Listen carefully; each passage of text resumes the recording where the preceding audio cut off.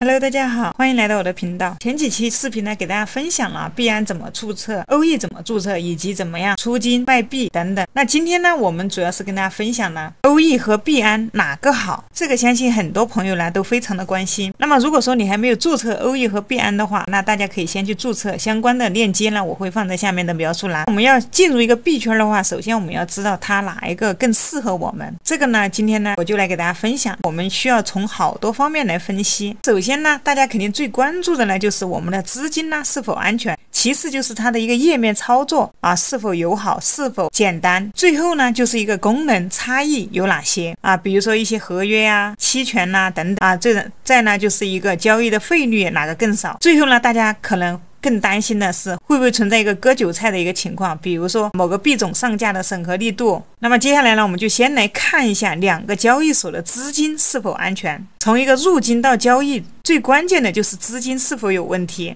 那么这里资金是否安全的话，这里呢我们就要提到一个储备金的一个概念，就是这个中心化交易所的储备金的概念，指的就是交易所呢在运营的过程当中呢，为了应对用户的一个提款需求和交易所的一个流动性需求，然而呢在平台上保留的一定的数量的一个数字资产。那这些数字资产呢可以包括加密货币比如说比特币、以太坊，或者是法定货币，比如说美元、欧元等。那么储备金呢在中心化交易所的一个运营中呢，就起到了几个重要的一个作用。第一呢，就是提供一个流动性中心化交易所的一个储备金，那么它可以用于支持交易所上的一个所有的一个交易活动，确保市场呢有足够的一个流动性。那么当用户在进行交易的时候呢，它的交易所呢可以使用储备金来满足用户的一个买卖需求，从而确保交易的一个执行顺利进行。那第二呢，就是应对提款需求，用户呢在中心化交易所进行交易后，可能会选择将其账户中的资产呢提到外部钱包或者是银行账户，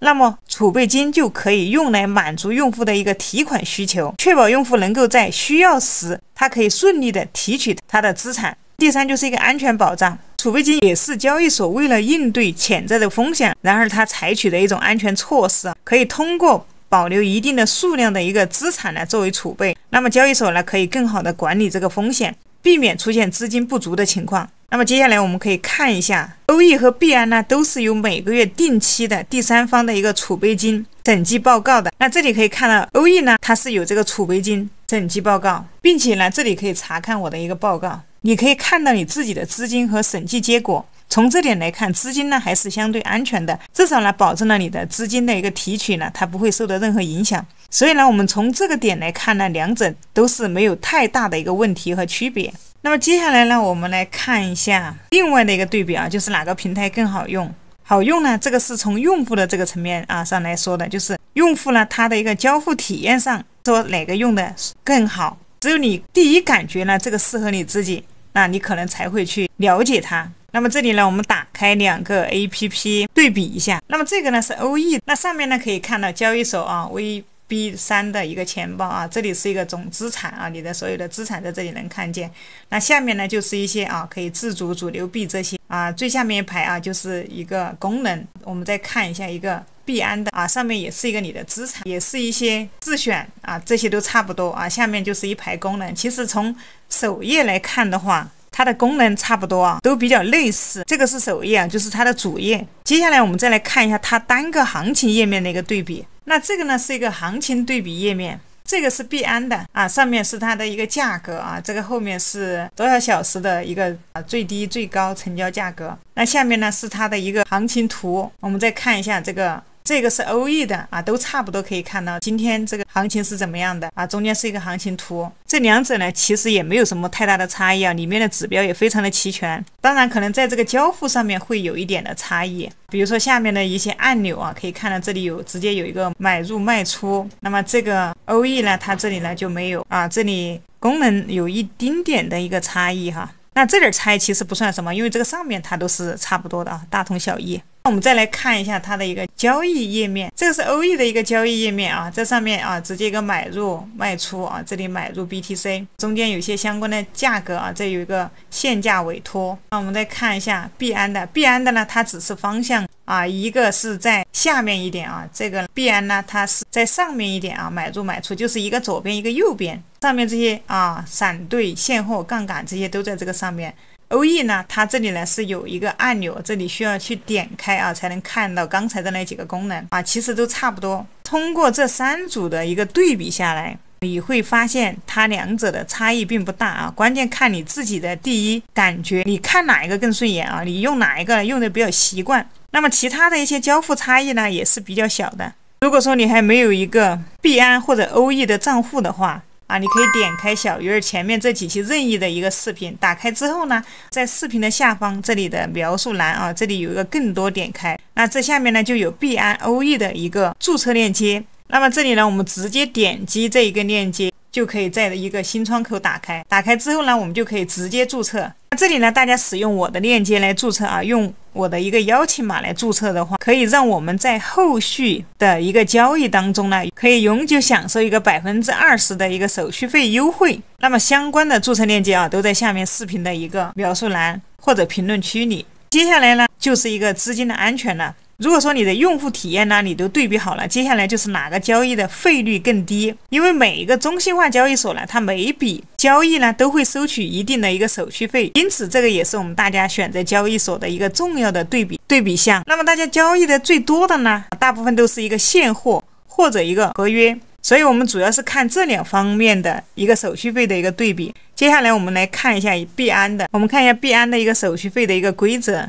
那这里可以看到一个普通用户他30天内的一个现货交易额，那么这里低于100万美金的，这里吃单和挂单的一个手续费呢都是1/1000。如果大家还不了解什么是吃单或者挂单，可以去搜索一下相关的一些教程。那后期呢，我也会给大家分享。但是如果说你用的是一个 BNB 做手续费代扣，那这里可以看到还可以享受一个7.5折，也就是可以优惠25%的一个手续费。那作为一个普通的用户的话，欧易挂单的费用呢，它会比这个币安低一点啊。币安呢是1/1000，那么我们刚才看到这里币安啊，它是1/1000，欧易呢它则是一个1/800。而吃单的这个手续费呢，可以看到了的啊，都是1/1000。那么这个是挂单的手续费呢，要比这个币安呢要低一些，而吃单的这个手续费还是一样的。那这里呢，我们要注意的是啊，币安的话，你使用 BNB 代扣手续费的话，则是比欧易低的，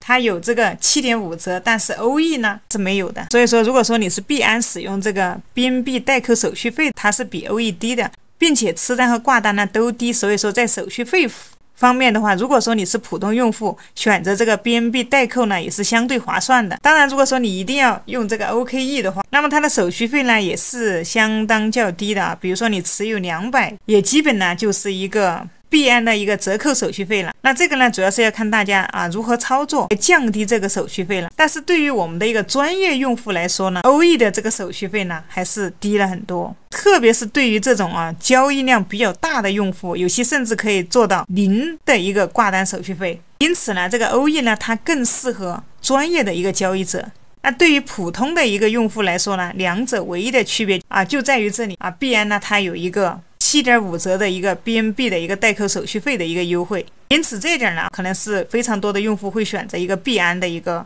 特点。这个呢也是币安呢，它就会稍微有那么一点优势。而这个专业的交易就更适合这个欧易。接下来我们再看一下这个合约的一个费率。那么这里呢，我们可以看一下币安的一个合约费率，看一下这里。比如说我们可以看它的一个 USDT， 普通用户的挂单呢是2/1000，吃单呢是5/1000，同样呢也可以使用这个 BNB 的一个7.5折的这个折扣。那么因此呢，它最终呢就是一个1/1.6或者7/7.05。那么我们看一下欧易的，那它在没有任何情况的优惠的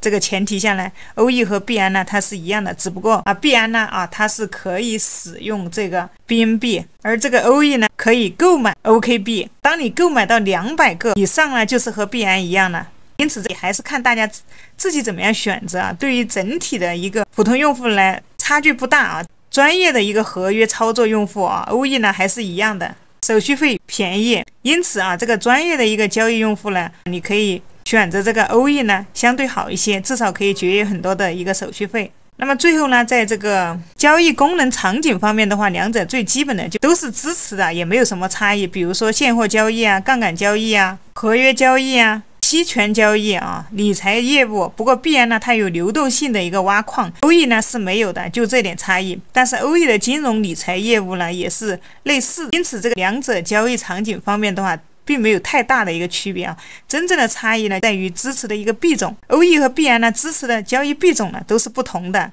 其次呢，就是一个合约交易支持的币种也是有所差异的，因此最大的区别就在于可能有些币种你只能在币安或者 OE 才能交易。OK 了，今天呢就给大家分享到这里了。如果说你还没有想好要注册币安或者 OE 的话，那希望这期视频可以帮到你。那这里相关的一个币安 OE 的注册链接呢在描述了。那么我们下期视频再见。